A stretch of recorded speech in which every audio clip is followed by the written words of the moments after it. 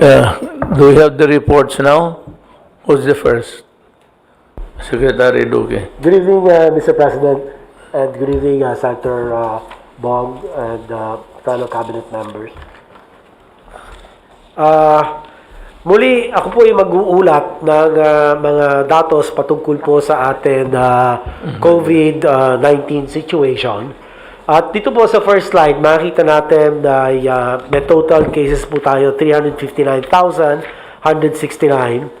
As of October 19, may nadagdag na humigit 2,000 kaso at sa 2,638 na naidagdag sa ating mga cases, 796 ay galing sa NCR. So more or less ang NCR ko, Mr. President, bumababa na po. At 581 naman mula sa Region 4A, 299 sa Region 3, 208 sa Region 6 at 754 sa natitirang mga ibang rehiyon. Dahil po dito, tayo ngayon ay mayroon mahigit 42,000 active cases, which accounts for 11.75% of our total cases. Sa kabilang dako naman, mayroon po tayong 316,978 or 88% cases with final outcomes or cases who have either recovered or died. Ang ating recoveries ay umabot na sa 310,303 at ang ating recovery rate ay asa 87% na po, Mr. President. Habang ang bilang ng mga namatay ay nasa 6,675, ang ating po case fatality rate ay nananatiling mababa at 1.9%. Yung kung titignan po natin doon sa deaths, doon sa column, para sa mga Pilipinong ang edad less than 1 year old to 49 years old, ang CFR ay napakababa po, Mr. President, 0.47% lang po. Habang para sa mga Pilipino, ang edad 50 years to more than 80 years old, ang CFR ay 6.26%. Mataas po ito, Mr. President, at nangangahulugan na talaga ang sakit na ito ay ang mga senior citizens, yung mga may edad na po na may mga kasamang ibang sakit ang talagang malubha ang kanilang COVID-19 infection na nauuwi sa pagpanaw nitong mga individual na ito. So 6.26% sa mga 50 to 80 years old and only 0.47 for those age less than 1 to 49 years of age. Kung titingnan po natin dito sa slide na ito, ang ating pong national epidemic curve, patuloy pa rin po ang pagbaba ng ating mga kaso dahil po sa pagsasagawa ng ating prevent, detect, isolate, treat, and reintegrate strategies na nakapaloob po sa National Action Plan na inyo pong inaprubahan. Kasama ng pag-obserba at pagsasagawa ng publiko sa ating pong minimum public health standards. Dagdag pa rito na nanatiling stable po ang ating growth rate. At ang huli na lang po, Mr. President, patuloy pa rin. Next slide, last slide. Ang pagbibigay ng immunization services for measles, polio, rubella at iba pa pong mga vaccine preventable diseases na mga bakuna sa ating pong mga healthcare workers. Nakapag-allocate tayo ng 319 million budget para sa hiring ng additional vaccinators, mobilization of vaccinators and their transportation and procurement of vaccines. Tayo naman ay nakapag-procure at handa ng 11 million units na measles, rubella, oral polio vaccines, and 5.7 million vaccination devices, 947 sets of personal equipment, protective equipment, that is, at katuwang ng iba't ibang ahensya tulad ng PCOO. Patuloy pa rin tayo sa ating information drive para sa October 26. Kami ay patuloy na hihingi ng tulong sa ating pong presidente at sa kagawaran ng interior at pamahalaan lokal upang hikayatin ang lahat ng mga local chief executives na huwag bibitawan ang ibang mga immunization activities. Dahil napakamahalaga po ito para maproteksyonan ang ating pong mga kabataan mula sa mga vaccine preventable diseases. So we call upon all of our partners and stakeholders in the implementation of our supplemental immunization activities for measles, rubella, and polio. Yun na lamang po. Daghang salamat, Mr. President. Thank you. Question Salamat. una. Ito namang Secretary. Ditong Red Cross, huwag kang mag-alala, mabayaran to. You're just looking for a way to present the solution to sa COA pati sa budget. Do not worry, we will pay. It will take time, but we will pay. We'll look for the money. Hindi naman marami, but ang priorities natin dito is really medical. Medical treatment, medical attention. Yun ang natin. So, alam ko na itong bayad na ito. Mabayaran to in a short while. Do not worry. Who's the next to report? Sir, kung makikita po natin sa sa graph po dito, yung nakikita nating pula, yan po yung umaangat ang kaso. And then yung bumababa, yan po ang green. Sana po natin. Kung makikita po natin sa bandang north po, sir, tumataas yung tumataas ang kaso. Actually, tumawag po sa akin si Governor Albano na ginawa niyang ECQ ang Ilagan City. And then also, yung area ng Baguio, nung last 2 weeks, talagang tumaas din po. Pero makita po natin, yung green portion po, malalaki po ang increment ng kanyang pagbaba. Umaabot po ng 7,000 ang pagbaba niya. And ito naman po, nakikita natin po, generally sa Mindanao po talaga tumataas. Sa Palawan, nag-uusap po kami ni Governor Alvarez. Manageable naman po yung iba. Kung titingnan po natin yung nakikita natin sa baba, na sa bandang Mindanao, southern part, ay talagang medyo tumataas po. Yung nakikita po natin na naka-red, may mga red na mga pangalan at saka nakapula, ito po yung matataas po yung ating mga cases. Nakita po natin marami pong mga umaangat pa po na mga area. Tumawag po sa amin si Senator Mig Subiri para tulungan po yung area po ng Bukidnon. At bukas po si Secretary Lorenzana at saka po si Secretary Beans at ang ating si Mayor Magalong ay pupunta po doon sa Bukidnon para tulungan po si Governor Subiri. And then sa Pangasinan po, pupunta po kami sa Secretary Duque, and then also sa La Union, and then Secretary Roque po sa Cebu, sa Laguna po, Sec Bison, then Tawi-Tawi po, pupunta rin po kami kasi po meron pong outbreak na nangyari po din po sa Sabah na kailangan po natin talagang proteksyonan po ang Tawi-Tawi. And then pupunta rin po tayo sa Nueva Ecija, and then also Leyte at saka Negros Occidental. Ito po ginagawa po natin, yung code team po natin ay pumupunta po sa mga areas dahil po sa utos nyo po na yung mga kailangan po talaga na mga areas matulungan po natin, kasama po na pag-utos na ating mahal na Senator Bongo, na talagang tulungan po natin itong mga areas na to dahil kasi ito po nanghihingi po talaga ng tulong sa atin. Ang maganda po sa ating mga LGUs po ngayon ay talagang pagkakailangan nilang tulong ay talaga po tumatawag po sila. Hindi po katulad nung dati na talagang minsan tinatago po nila yung kanilang numero, pero ngayon po nakita po natin, we would like to thank ang mga LGUs. They are working hard para at least ma-manage po ang ating tinatawag nating yung mga kaso. So, Mr. President, Mr. Mayor, ilang po ang report ko po na ang ating pong mga local government units sa pamumuno po ni Secretary Anyo ay matagumpay po yung iba na talagang nababawasan po natin, katulad po ng NCR, Region 4A, and then Region 3, at talagang bumababa na rin po. Marami po salamat. Thank you, Secretary Galvez.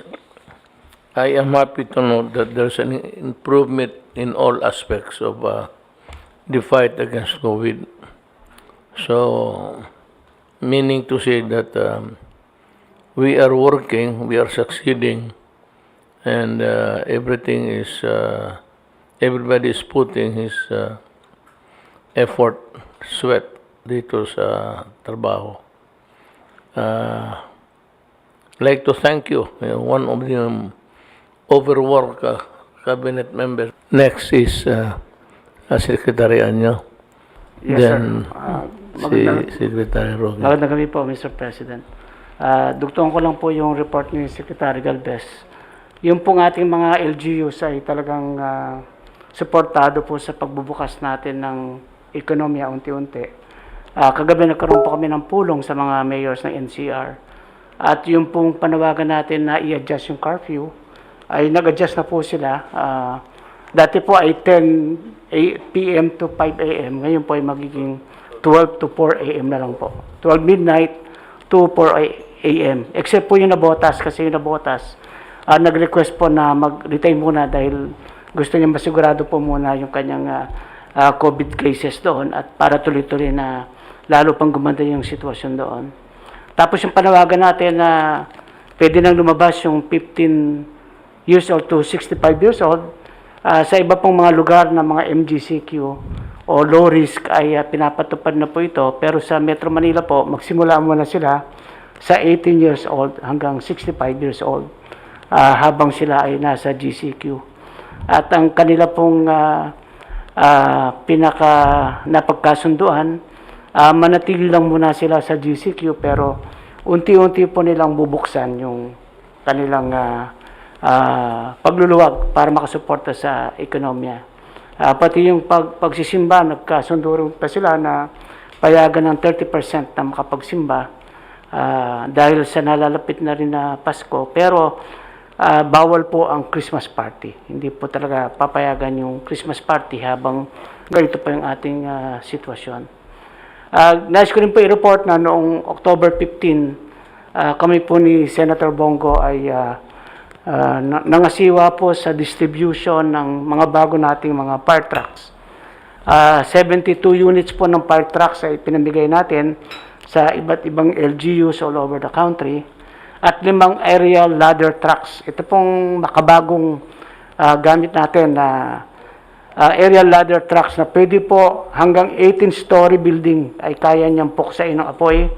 Hindi na kailangan papasok sa loob ng building. 5 po ito. Ang isa ibinigay natin sa Davao City, ang isa sa Cebu City, isa sa Marikina, isa sa Quezon City, at isa po sa Santa Rosa, Laguna, para mayroon tayong siguradong aerial ladder truck sa mga tinatawag nating locators, no, sa economic processing zone. At meron din pong 3 rescue truck na pinamigay natin.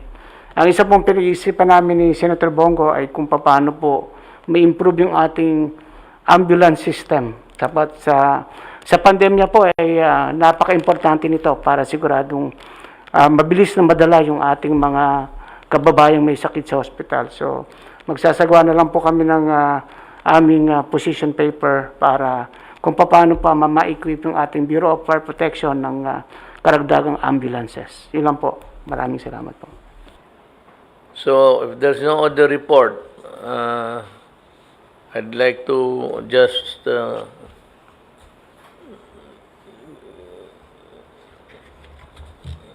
report to the nation.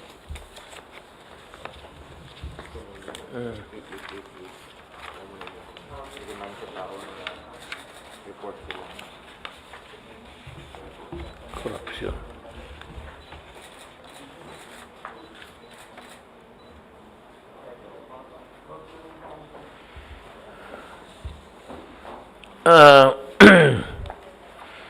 Sa mga kababayan ko, kami dito sa limited, restricted meeting sa cabinet, would like to wish all of you good health at sana hindi man masyadong maligaya, kundi maligaya lang. Magre-report lang po ako sa maiilang bagay. Yung Red Cross kasi hindi nabayaran doon sa testing sa COVID. So, ang problema nito, Red Cross is threatening to, I do not know. But I do not think Senator Gordon would have in his mind to stop. They would continue. But what I'm really trying to say is we will pay. Sabihin ko kay Senator Gordon, because he heads the Red Cross, na babayaran ko to. Money has always been a problem everywhere, lalo na mga gobyerno. So dumaan tayo ng malaking gastos at we are trying to make both ends meet. Ika nga kung parang plastiko, talagang binabanat natin ng husto kung yung resources natin. Dito sa Marawi, may nag-complain. You know, Marawi is not that easy. We started it and we are at it already because the clearing of explosives ang matagal. Then you have to contend with titles. Yung mga titles ninyo dyan, dubli-dubli. So, there's no title that is really very clean. As a matter of fact, the land itself belongs to the military, the whole of it. Jambanda, ang tawag niyan, Kampa.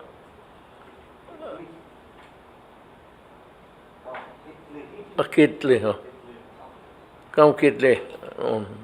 Maliit pa kami, napunta kami. Bata pa kami. Kitli. So, wave na ng gobyerno niyan, there is the individual titles na nag-overlap and so many things that to solve locally.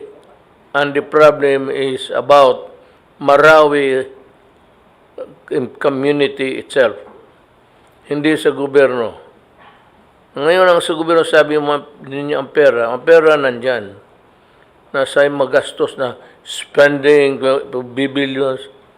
The money is there, do not worry. And we will continue to spend until such time that Marawi is rebuilt to its former glory. It might take, it's not easy to do that.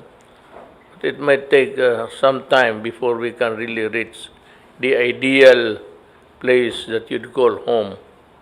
In the meantime, itong mga tao na nagrereklamo,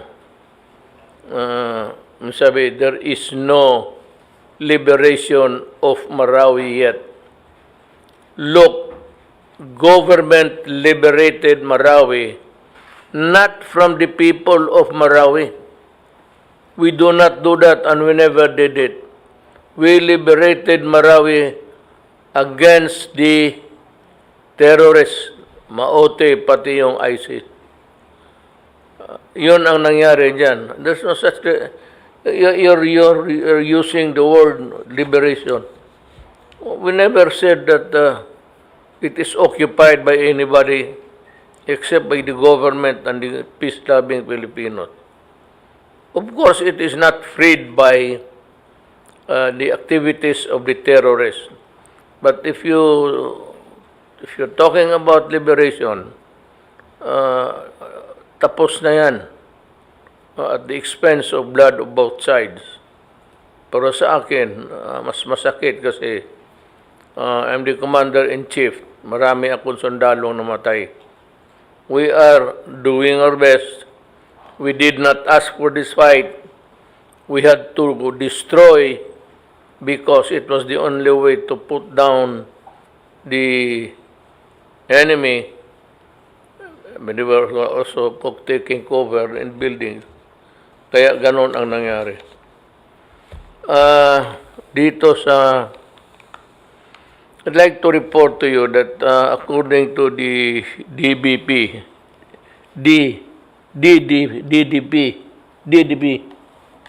Dangerous Drugs Board, there are about 167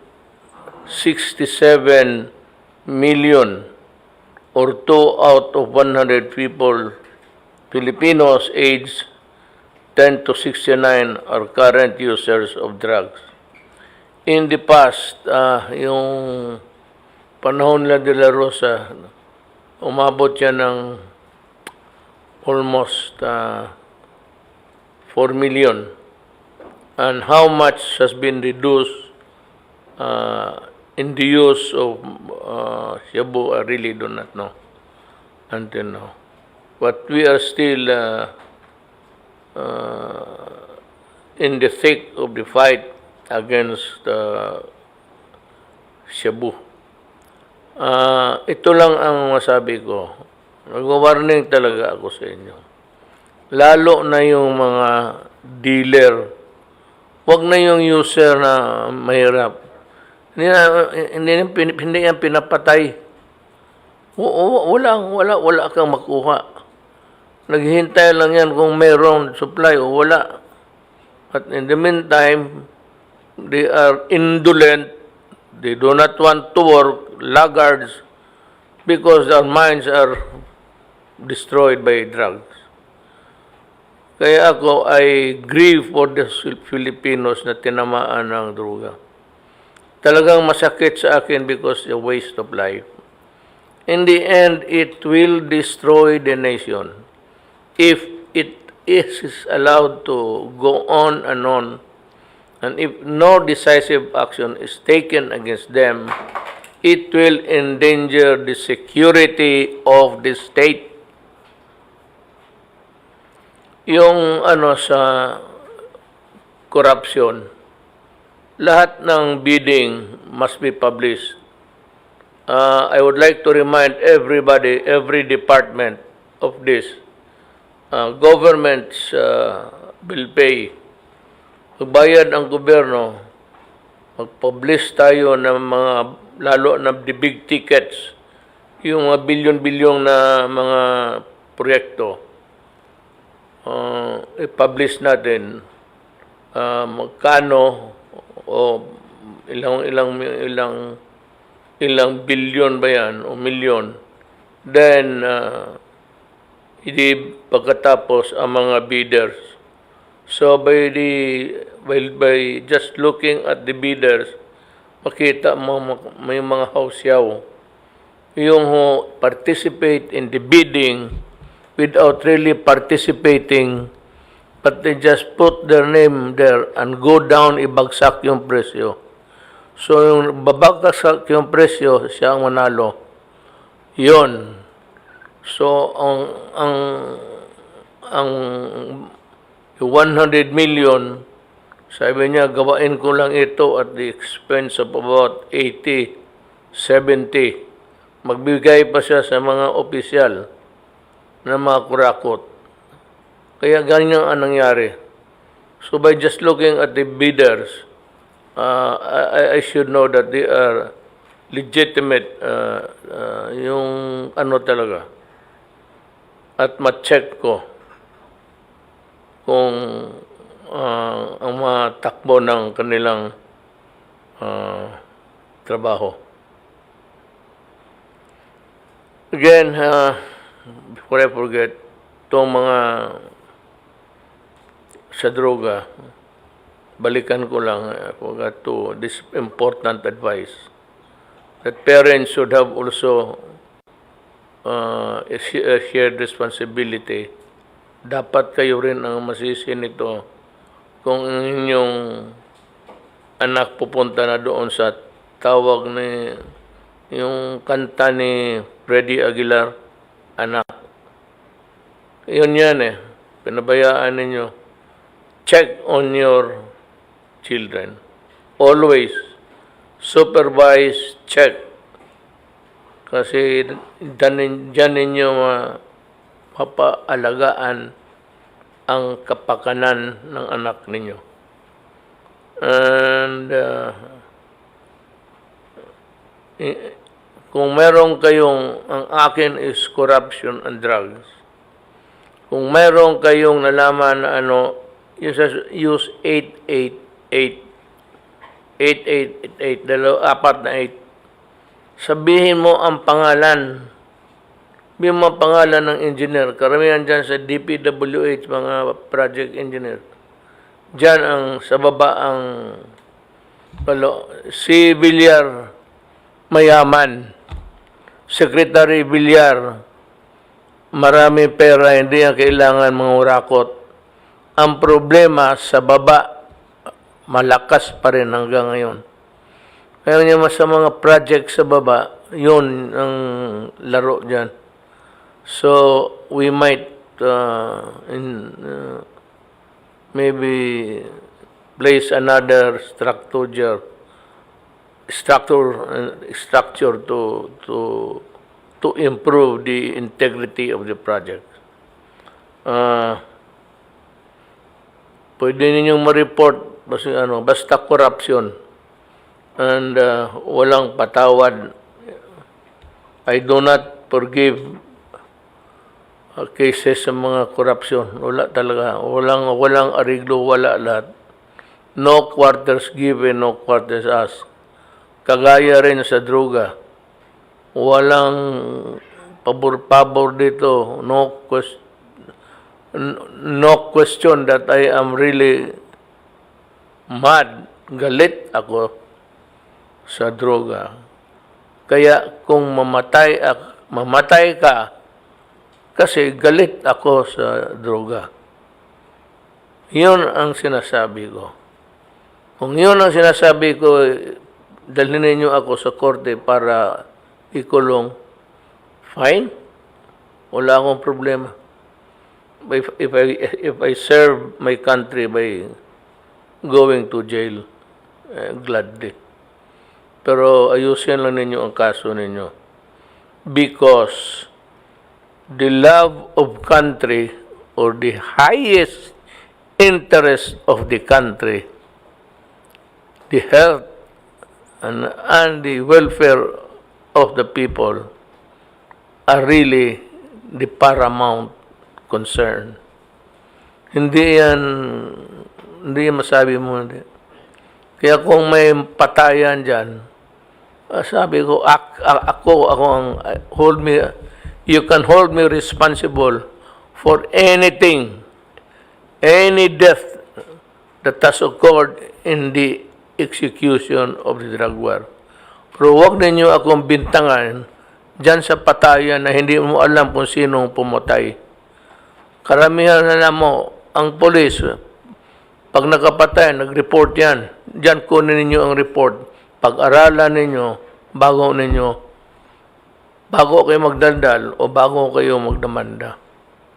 Pero yung random killings dyan, hindi ko alam kung rival sila o utang o tinakbo ba yung pera ng hindi nag-remit sa pera ng droga, or it could be hatred and something else. It could be a fight over a woman. So, payag ako, just charge me with the correct indictment. Huwag yung basta-basta lang kayo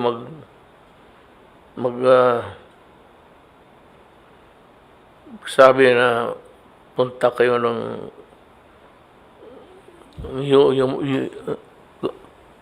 crime against humanity. Kailan pa naging humanity itong putang inang mga drug na ito? Let's say. Kaya nga sinisira na prime humanity. And what are they doing? Are they not killing humanity also? At 1.6 destroyed, 1.6 million destroyed lives. Who's going to answer for it? Kayo? Do you have a program? Do you have money to contribute to the rehabilitation of these poor people? Wala nga kayong... Tapos kung may mamatay na pulis, wala kayong sabihin. And I have lost so many policemen in connection with the implementation of the law against drugs. When you save your country from the perdition of the people like the NPAs and drugs, you are doing a sacred duty. Maraming salamat po. para ihayag ang pinakahuling kalagayan ng COVID-19 crisis sa bansa at ang mga hakbang na ginagawa ng pamahalaan laban sa pandemya. Mula sa Pangulo ng Republika ng Pilipinas, Mayor Rodrigo Duterte. Ito ang Talk to the People on COVID-19.